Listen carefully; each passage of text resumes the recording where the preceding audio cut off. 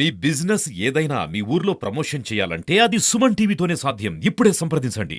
ఆనాడు భక్తులు ఈనాడు భక్తులు అవగాహన చేసుకుంటే మీ ఎక్కడ దూరం ప్రయాణం చేసడం అనేది ఆలోచన చేయాల్సిన పరిస్థితి ఏర్పడింది. గవర్నమెంట్ ప్రభుత్వం బడివాడ కార్యక్రమంలో స్వస్థమైన ఆదేశాలు విద్యాశాఖకి ఇవ్వడం జరిగింది. కానీ ఈ పిల్లలకు డ్రెస్సులు ఇచ్చిన బుక్స్ ఇచ్చిన కాదు, వాళ్లకు నాణ్యమైన విద్యను కూడా బోధించాల్సిన బాధ్యత ఉపాధ్యాయుల పైన ఉందని కూడా మనం చెప్తున్నాం. ఎందుకంటే ఆల్రెడీ ఇంగ్లీష్ మీడియం ఉంది కనుక నేను ఎంఈఓ గారికి నేను అప్పీల్ చేస్తా ఉన్నా, మీరు ప్రైవేట్ స్కూల్ పోయే విద్యార్థులు ఎవరుతున్న వాళ్ళందరూ బంద్ చేసి మీరు గవర్నమెంట్ స్కూల్ చేరమని చెప్పాలి మీరు. ఎందుకంటే మీకు ఆ రైట్స్ ఉన్నాయి. కాకపోతే మీరు ప్రైవేట్ విద్యార్థులతో ప్రైవేట్ విద్యా సంస్థల యజమాన్యాలతో మీరు అడ్డిటైతే కూడా అది ఇక్కడ నష్టం జరిగే పరిస్థితి ఉంటుంది. అది జరగకుండా మీరు దీన్ని ముందు తీసుకుపోవాల్సిన బాధ్యత మీ మీద ఉందని కూడా నేను విజ్ఞప్తి చేస్తా ఉన్నాను నేను. ఎందుకంటే విద్య అనేది మనిషికి బ్లడ్ ఎంత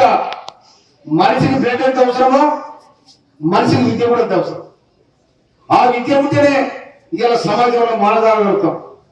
అందుకోసమనే డాక్టర్ బిఆర్ అంబేద్కర్ ఆనాడు ఆయన సరైన విద్యను బోధించకుంటే, ఆయనే కనుక చదవకుంటే దేశాలు తిరిగి ఈ భారతదేశ వ్యవస్థను ఏ విధంగా చేయాలని రాజ్యాంగంలో పొందుపరచకపోతే ఇవాళ ఒక ఎమ్మెల్యేగా, ఒక ఎస్సీ క్యాండిడేట్ గా, ఒక మాజీ క్యాండిడేట్ గా రాజ్యాంగం కల్పించకపోతే ఉండేవాడు కాదు. ఆయన చదువుకున్నాడు కాబట్టి ఇవాళ భారతదేశ ఆర్థిక వ్యవస్థను, భారతదేశ పరిపాలన వ్యవస్థను ఇవాళ డాక్టర్ బిఆర్ అంబేద్కర్ రాసిన రాజ్యాంగం ప్రకారం ఇలా మనం నడుచుకుంటాము. రాష్ట్రపతి గాని, ప్రధానమంత్రి గాని, ముఖ్యమంత్రి గాని, ఇక్కడ ఉన్న వార్డు మెంబర్తో సహా, కౌన్సిలర్తో సహా వీళ్ళు రాజ్యాంగం ఎట్లా వాళ్ళకి ఇచ్చిన ఆదేశ సూత్రాలు తప్పకుండా పాటించాల్సిన బాధ్యత ఉన్నది. అందుకోసమనే విద్య అనేది మనకి అబ్దుల్ కలాం చూస్తా ఉన్నాం మనం. అబ్దుల్ కలాం కూడా చాలా పేదరికం గురించి వచ్చినాడు.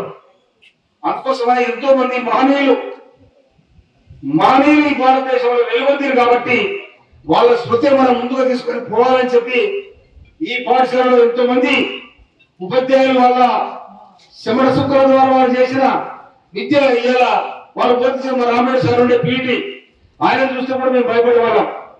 మా నర్సయ్య సార్ ఉండే, ఇవాళ కూడా మీరు ఈడ ఉండి మా నర్సయ్య సార్, మా ప్రకాశ్ సార్, లేక మా కుర్మకరెడ్డి సార్ అని ఎందుకంటే మా వాళ్ళు చేసిన మా సొంతం చేసుకున్న వాళ్ళు, మా పిల్లలు మమ్మల్ని సొంతం చేసుకున్న వాళ్ళు.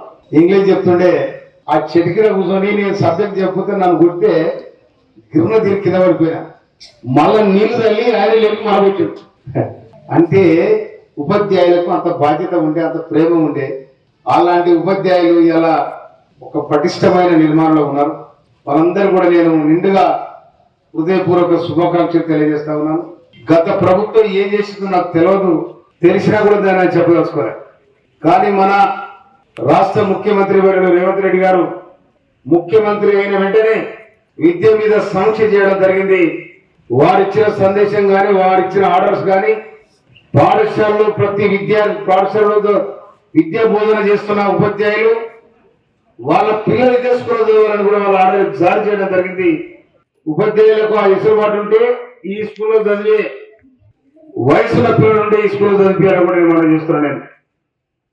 అదేవిధంగా ఒక్క ఉపాధ్యాయుల బాధ్యత కాదు, ప్రభుత్వ బాధ్యత కాదు, మనము పార్టీ లీడర్గా ఇవాళ మనం ఇక్కడ విద్యను బోధిస్తున్న ఉపాధ్యాయులు ఎవరుతున్నారో వారి జీతాలు ఒక్కొక్కరికి 70,000, 80,000, లక్ష రూపాయల దాకా మనం గవర్నమెంట్ పే చేస్తా ఉంది.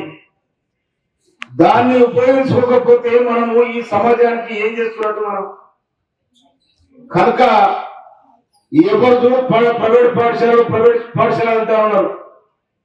నేను ఎంఈఓ గారికి చెప్తా ఉన్నాను, ఎంఈఓ గారు మీరు ప్రైవేట్ పాఠశాలలు మీరు డిఓ కలిస్తేనే ప్రైవేట్ పాఠశాలకు పర్మిషన్ వస్తే, లేకపోతే రాదు. కానీ మనం బాధ్యతగా ఇంత పెద్ద టౌన్, మున్సిపల్ టౌన్ అయింది కనుక దీని నిండా పిల్లలు క్రికెట్లు ఆడాలి. మేమున్నాడు, వాళ్ళు చదువుకున్నాడు, అసలు ఎక్కడి నుంచి వచ్చేవాళ్ళు ఈ గ్రౌండ్ మొత్తం స్కూల్లో పిల్లలు ఉంటుండే మేము.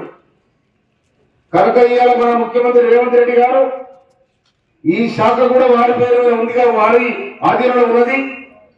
ప్రతి మండలానికి ₹1 కేటాయించడం జరిగింది. అవునా? అమౌంట్ ఏమన్నా కేటాయించిందా?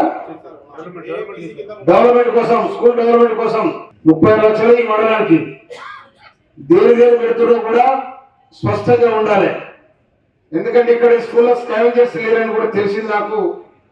ఈ ఒక్క స్కూలే కాదు, అన్ని స్కూళ్ళలో కూడా ఇదే పరిస్థితి ఉంది. తర్వాత హెడ్ మాస్టర్ గారు చెప్తున్నారు 101 మంది 10th క్లాస్ పిల్లలు ఎగ్జామ్ రాస్తే 2 మాత్రం ఫెయిల్ అని చెప్తా ఉన్నారు. కనుక నేను ఇక్కడ చెప్తున్న మన పేరెంట్స్ కానీ మన నాయకులకు కానీ, నేను 94 నుండి 1994 నుండి ప్రతి సంవత్సరం 50 మంది పిల్లలు స్కూల్లో జాయిన్ చేస్తాను, స్కూల్లో కానీ హాస్టల్ కానీ. అది నా డ్యూటీగా, నా దినచర్యలో భాగంగా ప్రతి సంవత్సరం చేసే కార్యక్రమం నేను పెట్టుకుంటాను.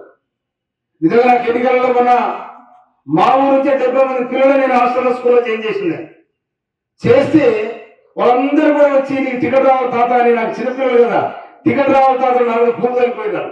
కనుక మన పిల్లలకు సేవ చేస్తే తప్పకుండా ఈ సమాజానికి చేసినట్టు వాళ్ళ మంచి విద్య బోధన చేస్తే ఉపాధ్యాయులు చిరకాలంగా వాళ్ళ గుండెలో ఉంటారు.